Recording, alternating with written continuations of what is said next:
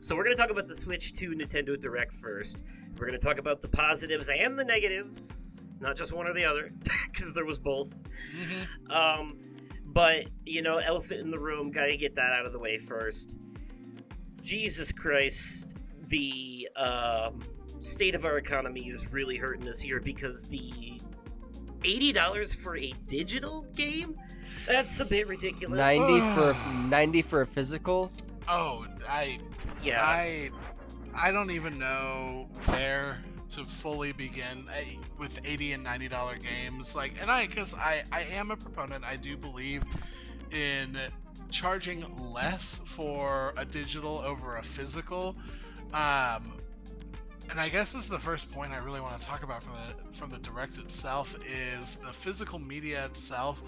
For some games is an actual physical cartridge that we've all come to know and understand from Nintendo and with the original Switch. And from what it looks like, the main difference between the two cartridges is that one is the original gray format, and the Switch 2 will be a red color instead. But the fact that certain games are going to be a key card, which is essentially it has nothing on it outside of you gave us money and we're going to let you download it digitally now, which completely defeats the purpose of physical media in general. So fucking dumb. It is. Yeah, because it's when I heard about that at first, I was like, when I first heard about how they're handling it, I was like, oh, okay, so it's kind of like how you put a disc in the PS5 and it unpacks the game to the hard drive, but you still need the disc to play it even though it's fully installed. And I'm like, no, wait, it's not, because this is... The cartridge just tells them you bought the game, and then it still downloads it from the eShop, from the internet. It's not on the cartridge. It's being downloaded from the internet, and the cartridge is... You still need the cartridge to play it, though, so it's giving you the illusion of physical media. Yeah. And I understand, games are a lot more technologically advanced than they were several years ago. And I personally, for games that are being ported onto the Switch 2, I'm going to use Cyberpunk 2077 as an example. It's a massive game. It's 100 gigs that I downloaded onto my PS5 to be able to play it. I understand trying to fit 100 gigs worth of information on a little teeny tiny card is not gonna fully work, but why not do the approach that the original version of Cyberpunk did and several other games did, where there is 2 discs, or in this case 2 cartridges, where one is just strictly to download a good portion of the process of the software, and as soon as you've downloaded everything off of it, it's like, cool, pop in number 2, and that'll be the one that you play off of as well. Straight up, Final Fantasy VII Rebirth on the PS5 comes with an install disc and a play disc. Yes, exactly. So, and I have Rebirth, and there are several games that have done that. Why they couldn't do that outside of just not wanting to spend the extra few cents to be able to throw a second cartridge our way, to me it reads, we're Nintendo and we can do what we please, and it's immoral in my opinion.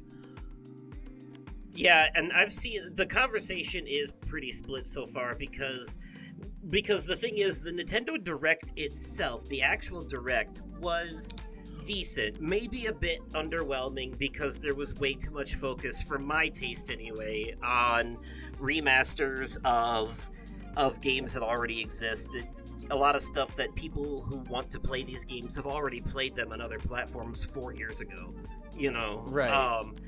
For the most part. And, that's the same, people constantly give PlayStation shit for pumping out remaster after remaster, but Nintendo does it and they give them a gold medal, and that shit bothers me. It's we gotta hold them to the same standards, because it's annoying when either of them do it. You can't just pick and choose. And if you're showing off your new system, bring new games to the table. It is cool that show some remasters, sure, to the people know that they're coming, and the upgrades for your existing games, that's cool too. But that was like 70% of the showing, honestly. It really was. They had like 4 new games on there. It really is, because I'm trying to think. We had Mario Kart World, which I will admit, it does look really great, and we'll. God, I want to play that so bad. I want to play it so bad. Same. Yeah, no, and we'll talk about that in a second, because we've got that.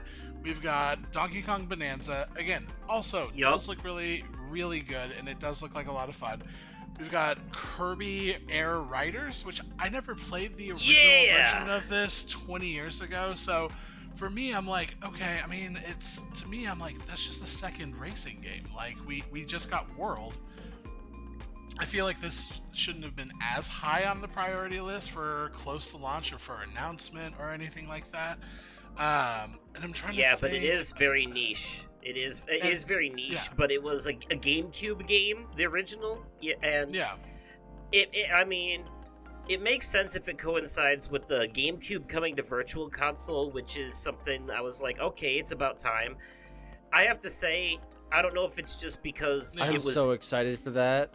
I don't know if it's just because they were in 4K, but like whatever emulator they're using is doing a great job upscaling those GameCube games, because they look fucking phenomenal. Like they do. They look like remasters.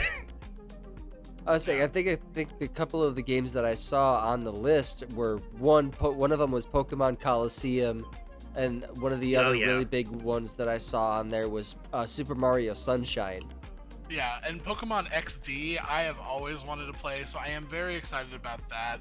The last big announcement, and I don't know why that wasn't the first one that I talked about, was Duskbloods. And for me, who's a big From Software fan, very excited to see a new From Software game. I'm very excited and was very shocked to see a Nintendo exclusive. Whether that be a timed exclusive or not, time will tell on that. But at the same time, I was also... It left a little bit of a sour taste in my mouth, because it's another multiplayer game. We're about to get Night Rain in about a month and a half, and I'm like, I don't play From Software games to play multiplayer, candidly, unless if it's like a co-op. I'm normally not a big multiplayer game person. Night Rain is very much an exception to the rule, because Elden Ring is one of my favorite games of all time. But it just, for new things, it felt very, very lackluster. And I guess the fifth one you can add in is the tech demo that they are requesting us to pay for. Yeah, I don't like that. It should have been free, like Astro's Playroom. PlayStation gave us a PS5 tour in the form of a full-ass 3D platformer game with historic Easter eggs that even had a platinum trophy and shit. Like that. That was a game that PlayStation could have rightfully charged $20 for that game, and they sure could have. And they gave it to us for free. Yep. Right. This, on the other hand, this is shovelware that should be free. Yeah. Agreed. Like this is the equivalent of that. Go ahead. It's essentially the Nintendo's attempt at making an Astro's Playroom. What it is to me, what it looks like to me, and why I think it should be free is it's basically the console equivalent of those apps and VR headsets that take you on a tour through the headset and get you used to it. That's like the first steps shit. And yeah, it is, because it's just a bunch of it looks like just little echochrome people walking through the different components of the system. Yeah.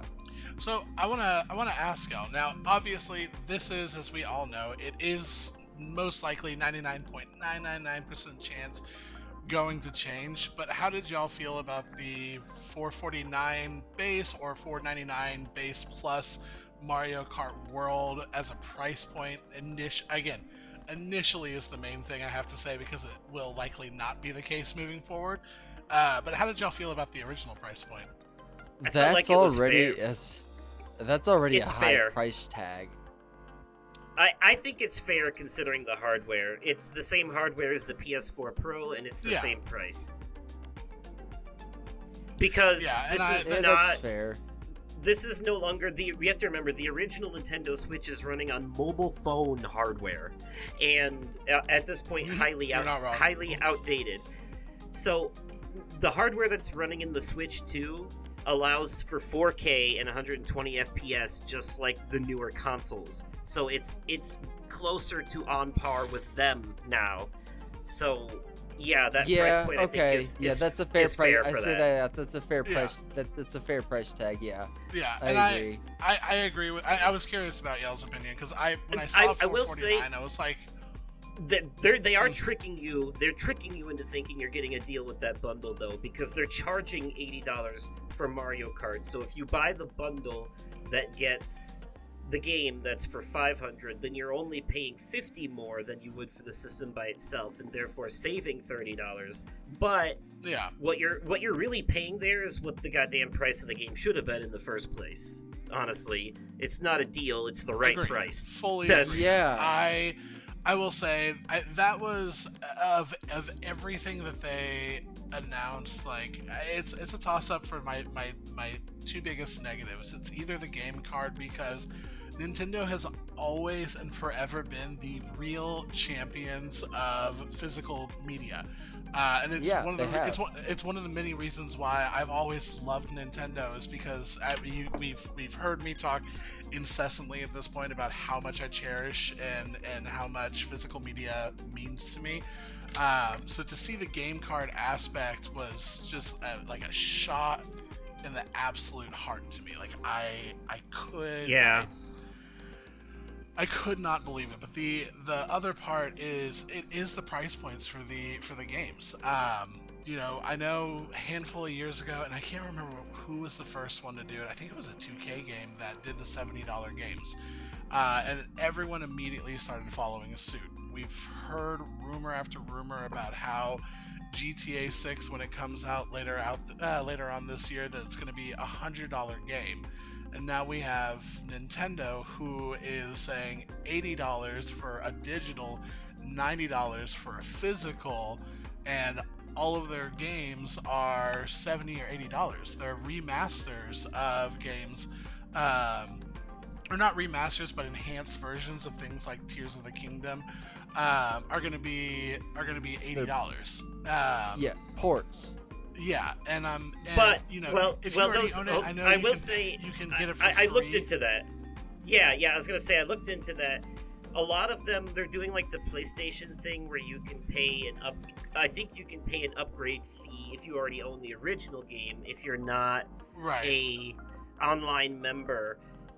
Because some of these upgrades are much like Last of Us Part 2 and Ghost of Tsushima. Right. More actual content, shit that wasn't in the original version.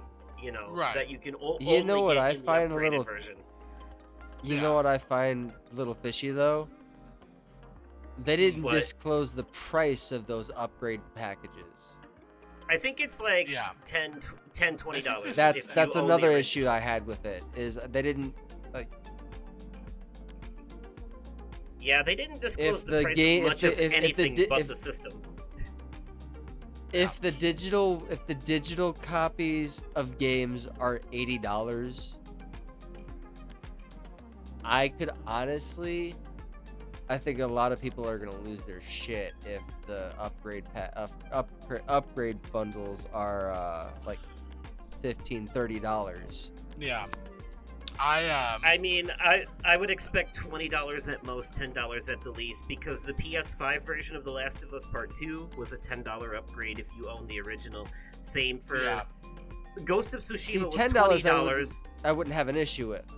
Ghost of Tsushima was $20, but that's because it added a whole extra DLC bundle to the mix. Like it was, like 15 hours worth of extra gameplay. Yeah. Going back to the price points, the fear I have is because of the recently moving to $70, and then GTA being rumored at $100, and now we're getting $80 or $90 or $70 Switch 2 games. It genuinely makes me feel like, games on PC or PlayStation or Xbox will soon be following suit, much like how when one game got announced for $70, pretty much everyone started following suit immediately afterwards.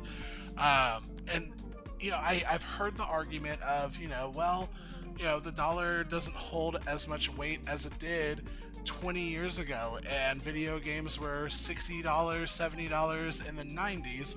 And I'm like, I agree. However, there were very specialized manufacturing plants to be able to make things like Nintendo 64 cartridges. It was a lot more expensive. And on top of that, there was such an insignificantly less amount of people playing video games 20 years ago than there are today. The demand is infinitely higher, and I understand games cost more, but you're talking about a tenfold amount of people playing video games now in 2025 than in 1995. The price point should be, at $60 or $70. I'm okay with things being at $70. Obviously, nobody wants to pay more or anything like that, but getting close to that triple digit number for a video game, it's just. And for Mario Kart, I'm sorry, it's asking too much. It looked like the Mario Kart game looks incredible. Yeah. It does. But it's also Mario Kart. And we all know Nintendo games never depreciate in value. It's not like there's going to be a sale on it one day where it's, 35% off, 50% off, like a lot of PlayStation or Xbox or PC games. Nintendo's worst nightmare is a Steam sale. And so it's gonna always be, no matter what, it's gonna be $80 or $90. And I just, I just don't agree with that. And I know I've talked a lot about negative things, and it's not been all negative things. There are a lot of things about the Switch 2 that have made me excited to see what it will be. I'm curious, what do you guys think about the whole new caption or the C button aspect that they added in? I think that's pretty fucking cool. Yeah, I agree. I think it. I just want this system to be. I want this system to allow me to record videos clips longer than 30 seconds. But I don't know if they will, because they're still going with low storage space, which is probably why. Because I thought about that too. I was like, well, the current Switch, they only, for the most part, put reasonably sized games on cartridges, but shit like Kingdom Hearts and The Witcher and all that, you have to cloud stream on the Switch. There is no physical version of them over there. Right. And that was so in a way, I kind of get it, but also at the same time, I'm super resistant to it. It's one of those things where it's like, you know what, I'll do it, but I'm gonna bitch about it the whole time. I will say one thing that did crack me up watching that direct was when they were being like, you can talk to all of your friends, and I'm like, okay, so you said, F you Discord, I'll never use you, I'm gonna create my own thing, which is fine, but when they were like, and you can pull up your camera and be able to talk to everyone and have everyone's cameras up, I laughed so hard that it looked like it was running at 5 frames per second during the actual those direct. Those cameras were laggy as hell. Oh, they were ugly. Oh my god. I was like, ugh, I will. If that's you trying to sell me to use it, I'm letting you know right now, it's not a good job. I was like, right, this is the footage you choose to show? Yeah. Of the people of the cameras running at 5 frames per second. Yeah. What did you use, a flip phone camera? I'm not. What is happening right now? Dial up AT&T internet. Yeah. Yeah. This direct was brought to you by AOL. What? Yeah, that was bad. But yeah, on the good though, I do want to say I love the innovation with the new Mario Kart. It's basically Forza Horizon, open world, and you race, and part of the race is drive. Once you finish all the laps on one track, you actually have to drive to the next track. It doesn't just load into it. You actually have to go there. And I do think that's part of the race. Yeah, there's elimination mode too. Yeah, I think the extra tricks you can do in it too. Wait, say again? No, that's all I said. There's elimination mode. Oh, elimination mode. No, it looks great. I do like the extra kind of tricks that you can do. Like, it looks like you can do like a kick flip into a grind at certain points on tracks, and I'm like, that. It looks really cool. It looks very well polished. Like, it looks like a good successor for a game that came out, what, 8 years ago? 7 years ago? Somewhere around there? Like, it's been a long time, so... Mario Kart 8 was the last one we got, and that was originally a Nintendo Wii game, which got remade for the Switch, and that's the last one we had. Oh, wow, yeah. So it's been a very long time, because the Switch came out in 2017. And I mean, yeah, it's been, since it was on the Wii, I mean, it's been a decade plus since we've had a new one, so we're definitely due for one. Not $80-$90 overdue for one, but we were overdue. Right. We were overdue for one, so they over-delivered. Yeah, and again, I know I've spoken about a lot of negative aspects. Like, again, the games do look great. The console itself looks really nice. I do really appreciate them showing more about how the magnet works inside of it, and it's really just an additional strength to be able to keep your console not breaking nearly as often. I'm hoping they also work on some issues with, like, any kind of stick drift or anything like that. I do think it's really cool that they, inside of the port that you actually put the Nintendo in to pull up on your screen, that there's a coolant system built inside of it to be able to help things run at 4K. Like, there's a lot of hardware things that they did to it that I think are really impressive in the sense of, like, for a handheld console. I think that were really nice to see. I just it fell short. It fell short for me overall, where I just it was like almost bittersweet. Like, I enjoyed some aspects, but I felt like I definitely disliked more aspects than I liked aspects of it. There was something that they didn't mention in the hardware aspect that I actually saw on TikTok today. What's that? The Joy-Cons magnetize to the console itself, but there's a button on the back side that you can press that will release them. Yeah, it was like literally like the clip that they showed for that part in the Nintendo Direct was about the same length of them showing Silksong, which was half a nanosecond. It was. Which, by the way, fucking most exciting news for Ryan was Silksong showing up in that montage of games coming to the system and confirming that it's still coming out this year. Yeah.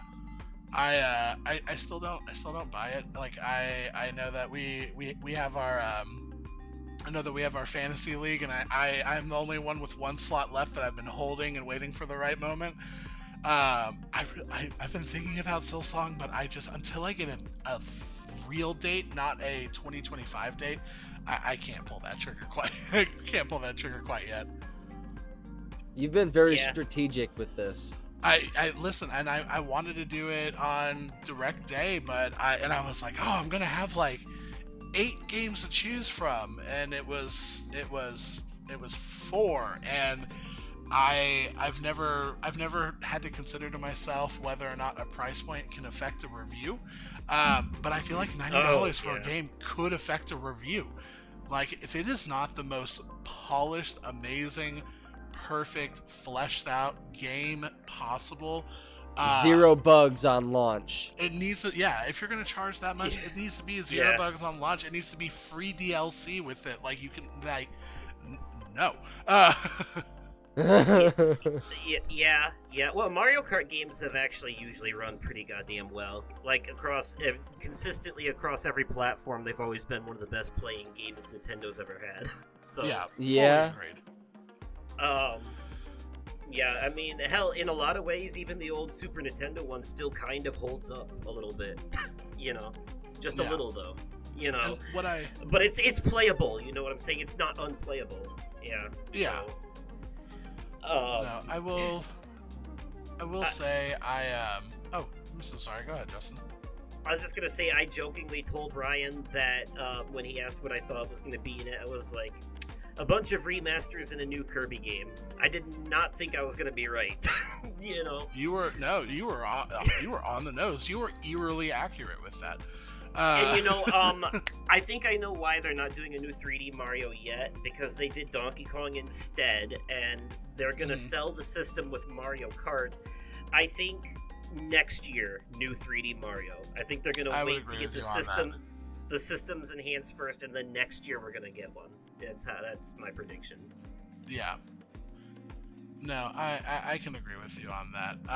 One thing I do want to talk about, specifically with this Direct and with the Switch 2 announcement, is I will say I really appreciate when a company takes scalpers seriously, because I'm sure y'all remember when the PS5 had gotten announced how much of a shit show and a fucking nightmare it was to try to get a PS5 within the first year that it was launched.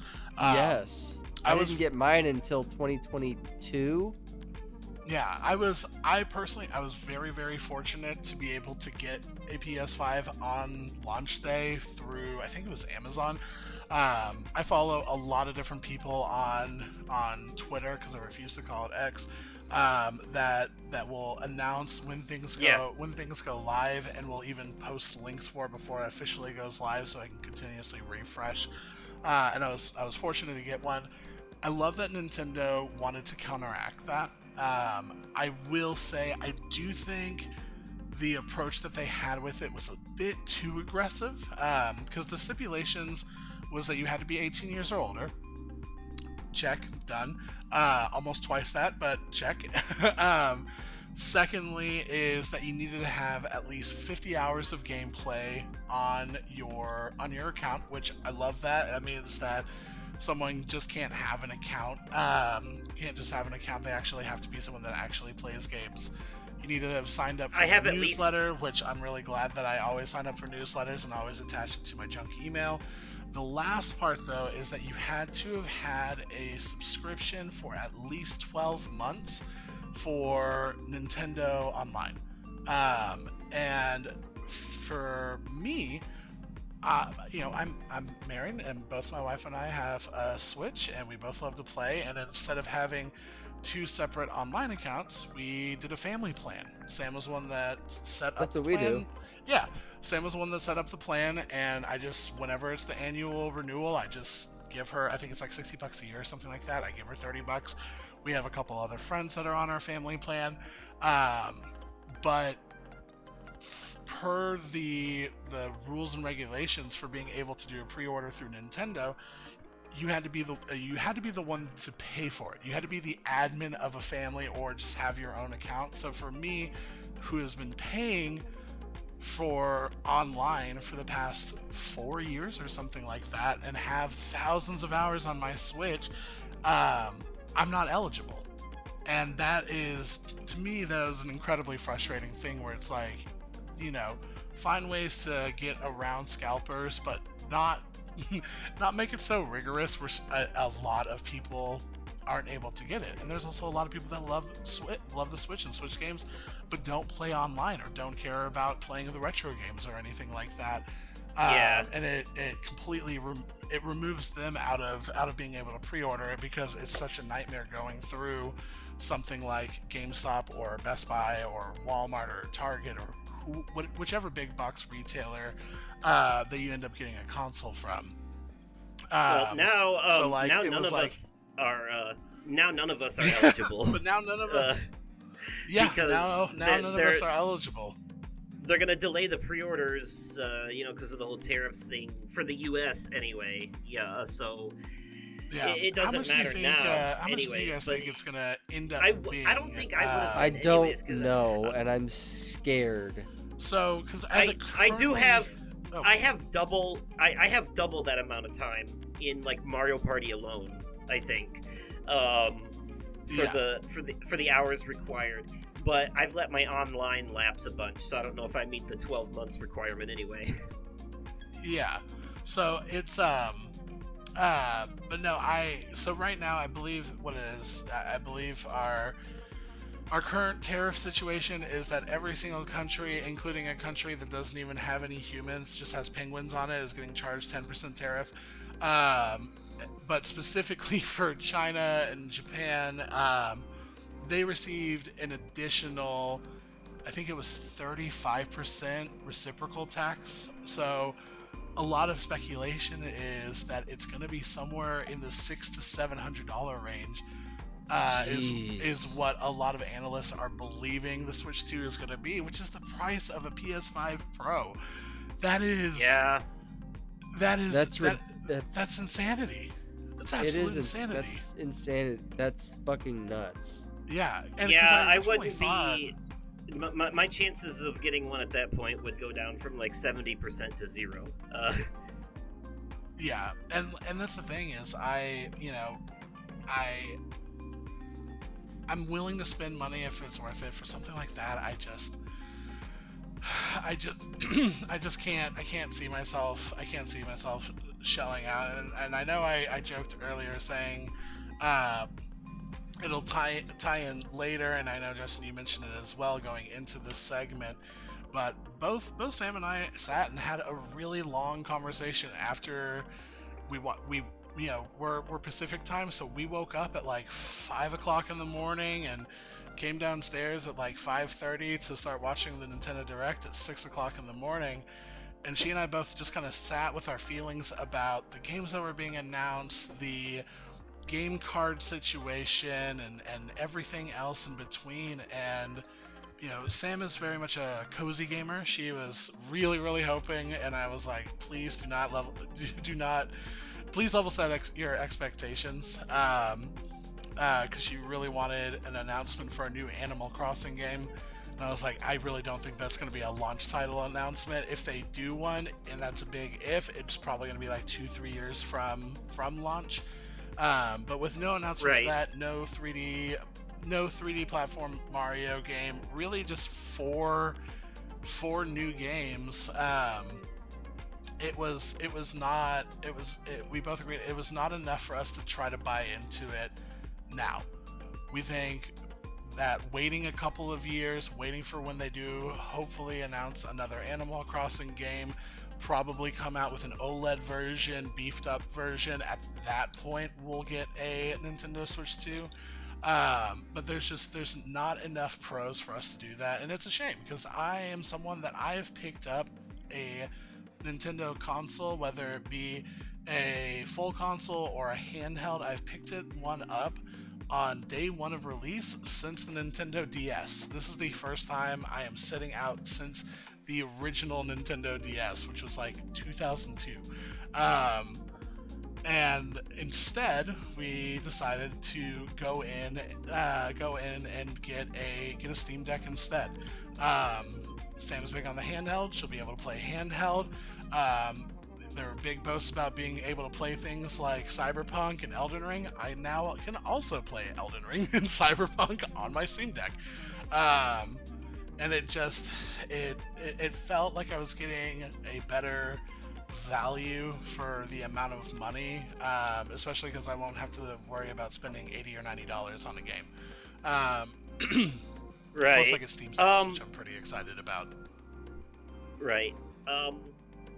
We need to move on to Nick, but before we do, I want to end this spot on a positive note and ask you guys real quick, rapid fire, not